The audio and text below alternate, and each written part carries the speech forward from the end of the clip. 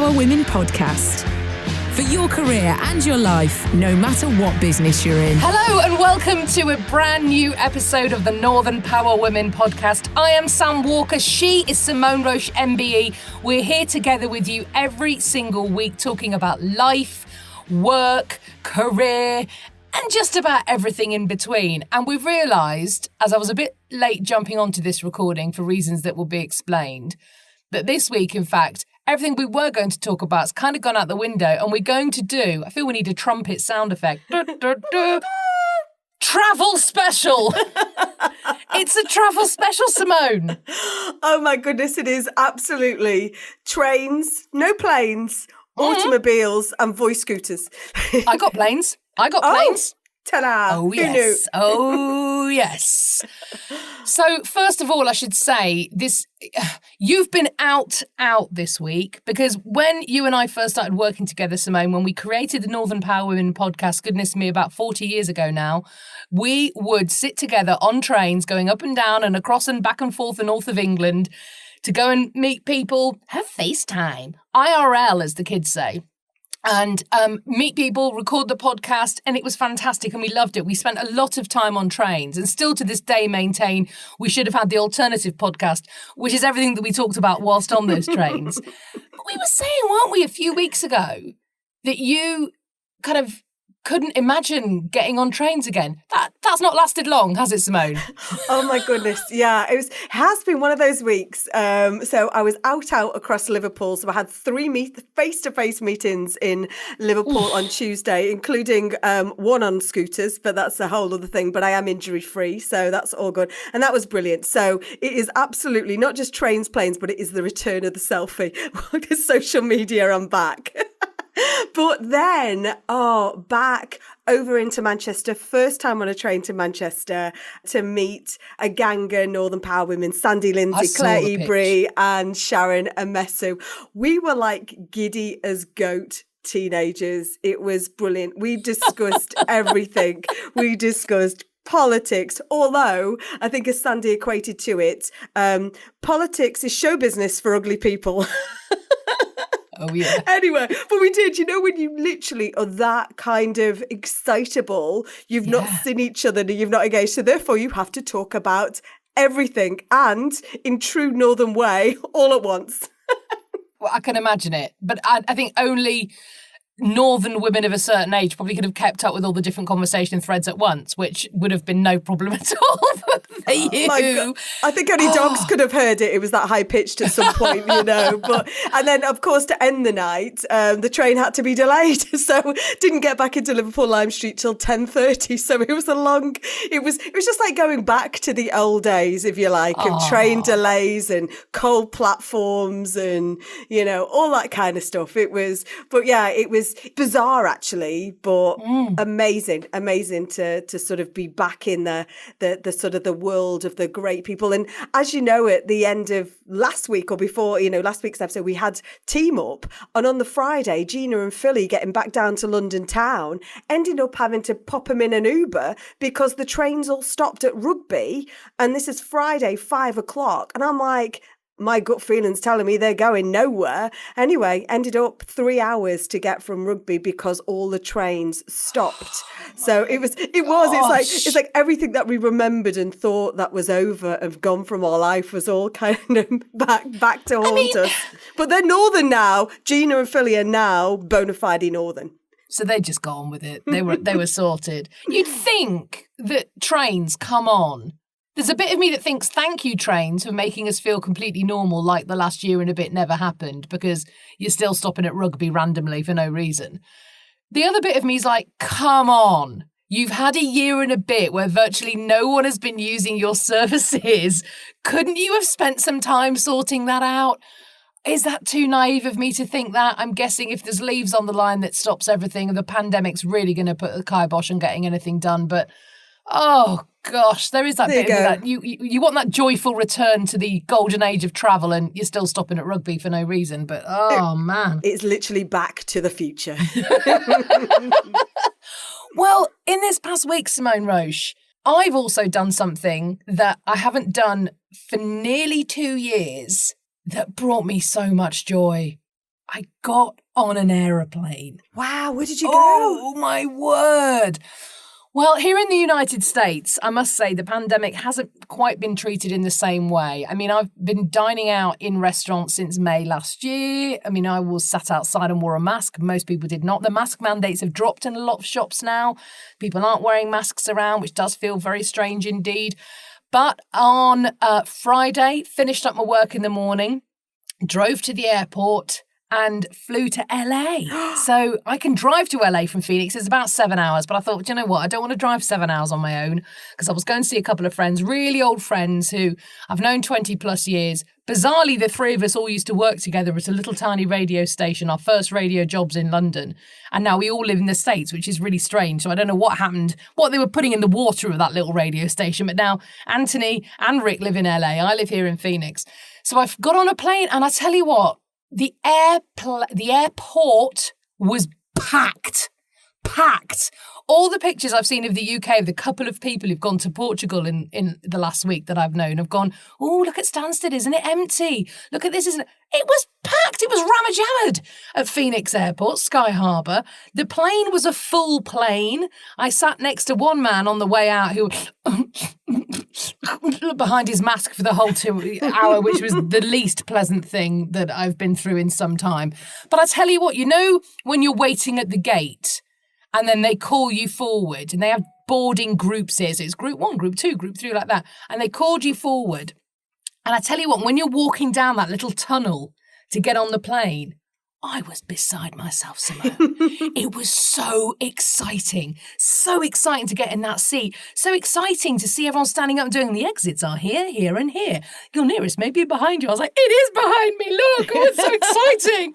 So it was, I felt like I'd been on holiday before I even got there. It was absolutely terrific. Being able to see, though, 2 old friends, give them a hug for the first time in 2 years. I mean, we FaceTime, we chat, we've caught up, but to be able to stand there and literally like hold their hand and chink a wine glass with them, it is just magic, isn't it? That's exactly what I felt yesterday when I got off the train at Victoria Station, saw the Manchester Bee in the station, had the selfie with the Manchester Bee, obviously, strode through Manchester town, up to Piccadilly, up to this fabulous new hotel, and we sat in this outside, and it was just brilliant. And just, that sense of just friendship, chatter, business, mischief, beauty tips that we not even like that. Just everything. It was just everything. It was but real. Yeah, it was wonderful. I felt like a teenager. I absolutely felt like a teenager, and it was fantastic. So it was weird. I mean, don't get me wrong, don't want to do it every day, but I just loved the whole thing. It felt like it was like something for me. It was same as you. And you realise that as great as technology has been for us over the last 18 months, there is something about meeting people, even in a business environment, which fosters that creativity. You know, I've met clients, worked with clients, wrapped projects with clients who I've never even met in the last 18 months. But I did a webinar yesterday for sort of people breaking into podcasting. I was one of the panelists. And there was one of the people on there who I've worked with a lot over the last 18 months. And I said to him, are you in New York yet? Because he's been at his family home in West Virginia. And I said, are you in New York yet? And they said, no. I said, because I'm going in June. And they were like, oh my gosh, I'm going to make sure I'm there. And we're so excited about meeting each other because we've never, ever met. And I think we're going to find over the next, few months as things hopefully do slowly start to show up. And you wonder, well, we had a great business relationship anyway. Where's that going to go? Unless, of course, they smell, in which case that's going to be quite awkward because there's no smell-o-vision on Zoom. I'm kidding. But, but I also feel a bit nervous about this person I spoke to virtually every day for several months. But now I'm like, oh, I'm going to actually meet them. Oh, gosh. Feels strange, doesn't it? It does, and it is. But I was kind of framing it, is almost framing it as what is your new norm? What does this new look like, you know? So, and I know that is that bit of oxygen that has been missing from me, if you like, is that going out and about and, you know, like you say, and having those conversations that you can't always have well, you're not going to sit on Zoom for 3 hours, are you? And actually, you talk about, you know, that business magic that happens. It also happens with a little cocktail that goes with it as well. I think we all know that. Look, before we get to our life lessons, because we'll need a bit of positivity after this story, the one drama of the weekend and travelling in a pandemic is being reminded that you are still in a pandemic when things go wrong. Because I was sitting on the flight out to LA. It's only an hour, and I had quite a lot of work I needed to do. So I thought, don't worry, I'm going to take my laptop. I'm going to get loads of editing done on the plane. I can get editing done as I'm waiting on the way to come home as well. I'll be sorted. I'll be able to catch up quite a lot. Unpacked my laptop, put it on the tray table, had some earpods in. One of the earpods fell out. As I leant over to pick up the earpod, my tray table slightly tilted and my laptop fell off onto the floor of the plane. 12 inches? 18 inches maximum? It's a pretty robust old laptop. At the exact angle it hit the floor of the plane at 30,000 feet, the entire screen just broke and died. God. So my friend I was staying with is a bit of a Mac genius. So I thought, don't worry, I'm seeing Anthony. Don't worry, I'm seeing Anthony. It'll all be fine. He'll just say to me, press this button. I'll take the back off. It'll all be mended. No, he opened it and went, oh no, you need a new one, which was not what I was expecting for the weekend. Trying to get an appointment at an Apple store in LA in order just to buy a computer, impossible. I ended up in tears on Manhattan Beach on Sunday afternoon when they said to me that they could get me an appointment in 4 hours. And I was like, but I'm getting on a plane in 2 hours. And they couldn't help me, whatever it was. I found that really upsetting. Managed then to find a Best Buy, which is kind of a bit like a Dixon's or a Curry's type store. Walked there in LA. No one walks in LA. I'm sure cars were slowing down going, why is she walking? What's going on there? Walked to this store, managed to buy one because they had one, got on my plane, felt like I had won at life, got home, 5 o'clock, did all my data transfer between my old one because I could still plug it in. I just couldn't see the screen. Managed to make it work somehow. And 5 o'clock Monday morning when I had a big podcast recording at 8, woke up and went, oh yeah, the new MacBook Pros, they don't have USB ports, do they? How am I going to plug my microphone in? Queue outside Walmart at 6:30 as it opened.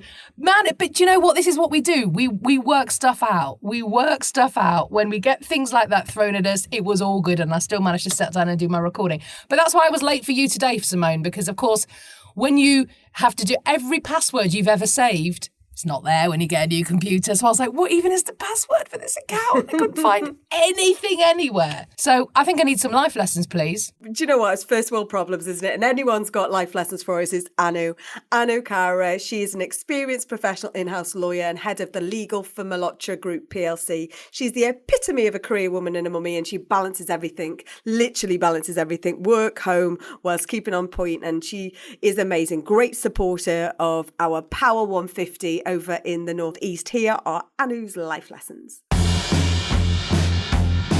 Anu Kaura, Head of Legal, Malhotra Group PLC.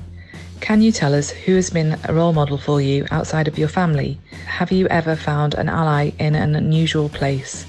My previous line manager, Martin Greenwood, has been a great role model to me. He brought me into the company I currently work for and took me under his wing to nurture me and really helped me focus on my personal development.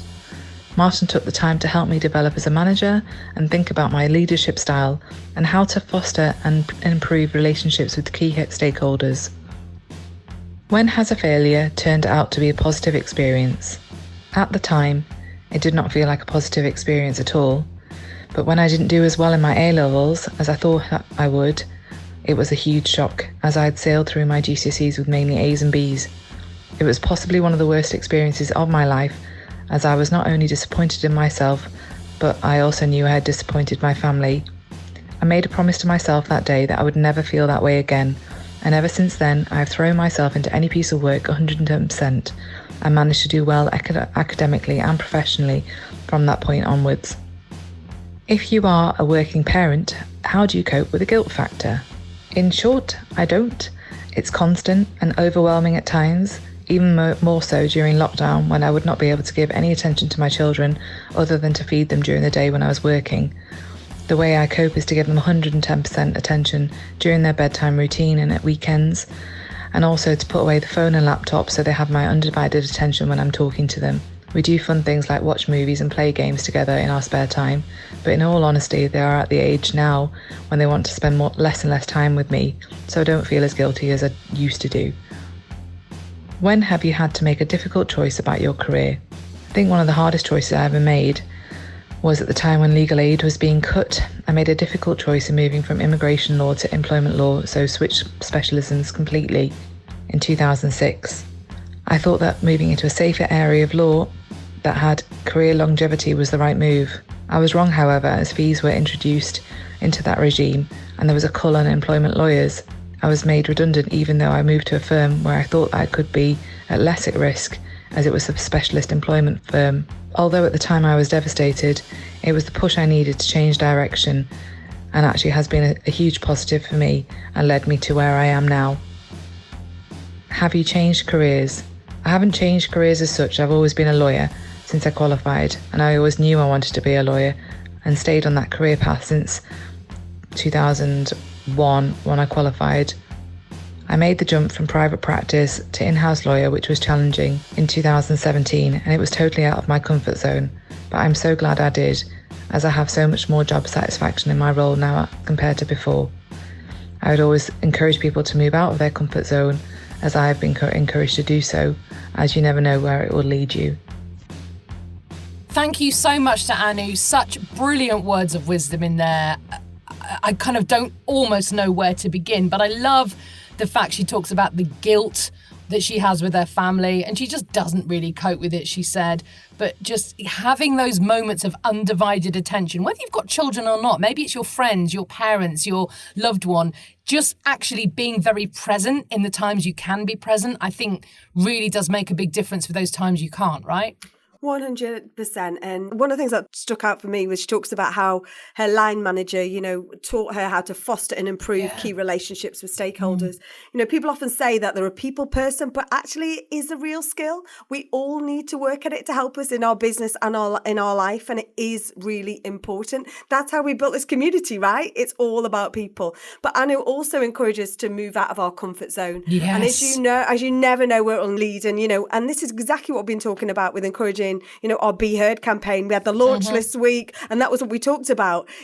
Come out of your comfort zone, because if you don't try it, you'll never know. So thank you, Anu. Thank you for your brilliant life lessons. And do go and sign up, please, for our Be Heard campaign. It's a way that you can help empower other people. But guess what? Whisper it. Empower yourself. This is going to be something that is really great for you, your confidence, your career progression, as well as those people around you. So be-heard.io. Please do go and sign up to that campaign. And we'd love you to be part, of course, as well, of Life Lessons. Just send us an email, podcast@northernpowerwomen.com. We'll send you the questions. And goodness me, it could be you on this podcast next week. So please do get involved. We'd love to hear from you. podcast@northernpowerwomen.com. So look, we've kind of had a travel special, Simone. We've talked about the travel we've both done, but your adventure's only just about to begin. I am literally flinging these headphones off and separating myself from the microphone. I'm dashing to the station, and I'm going on my first weekend off, or my first holiday actually, with Northern Power Man. We've got 4 days away in Kelsey, the camper van. Never been in a camper van. Very excited. We're going to the wonderful island of Anglesey. But what's the worst that can happen, right? Rob picked the camper van up at 3 p.m. Okay. And I didn't want him to come back into Liverpool and then wait for me to finish the pod to then get into rush hour traffic. So I'm going to try and catch him up on the train, and we're going to try and we're going to try and triangulate. I wondered why you said you were getting on a train and going in a camper van. I'm like, you realise you have to drive a camper van. Why are you getting on a train? So he's driving down the M6 and you're going to try and cut him off at the pass and jump in. Exactly. While the train is still moving, I'm going to work my way onto the roof, and I'm going to just leap in a Northern Power Women style into our Fiat 500. Oh my gosh. What could possibly go wrong? Where do we even begin? Where do we even begin? Yeah, Rob is so reactive on that phone. He answers it all the time. So, not really. So, Well, we know the M6 is a motorway. There's never any problems there, or the M56, whichever one you're jumping on. We know there's no issues there. We know the trains are running completely fine, so no chance of any issue there. And we know that Rob always answers his phone. So I think this is just a triumvirate of joy ahead of you. I'd watch social media. Oh my gosh, we do have to watch this. So where are you going to be tweeting this? Because we need to look back. Obviously, this is happening now. So by the time the pod comes out, a couple of days. But where are you going to tweet? I'm going to be on Twitter, and I will be on Instagram with my "Help me, save me, this is where I am" face. But it's all good. There'll be a geo-reference on there. So if you find me in Chester somewhere, trying to get in a connecting train to Anglesey, that's where I'll be. So you'll be tweeting at Simone Roche. On Instagram, Simone Roche as well. Just retrospectively go back and watch maybe someone's life slowly fall apart. No, it's going to be great. Let's stop being silly. How fantastic. So your mini break away and Anglesey, what a beautiful place to visit. And stunning bank holiday weather, which is, bizarre. So, really excited just to have a little bit of sort of downtime, wild camping. So, there we go. They call it here? They call it in the States boondocking. Boondocking, right. Well, there we go. You can go and boondock. Hey, we're going to go boondocking. So you can go and boondock because we've got an RV, still not mended. That's another story. So you can actually just go and boondock in the States. You can just sort of pull up anywhere and there you are. You stop. People do it in Walmart car parks, which I kind of think defeats the object, but there you go. You're near a live, I suppose, aren't you? Well, that's what I'm going to do. So there we go. I'm off for my first camper van experience with Northern Power Man. I feel like there's a whole other podcast on its own. But There so is. But we know that wellness and your own time is such an important part of your business life as well. So I can't wait to hear all about it. At Simone Roche on Twitter is where you can catch up and watch the drama. Well, you'll be watching it retrospectively, but I can't wait. I really hope you have a fabulous time. Thank you so much for listening to our travel special this week of the Northern Power Women podcast. Normal business will resume next week as we talk probably a bit more about business and career and politics and life as we normally do. But thank you so much for listening. You can find out more northernpowerwomen.com, and of course do go and submit your profile at b-herd.io. She's Simone Roche in a camper van. I'm Sam Walker in the desert. Thank you so much for listening. The next episode of the Northern Power Women podcast is coming your way on Monday, June the 7th. Until then, the Northern Power Women podcast is a What Goes On media production.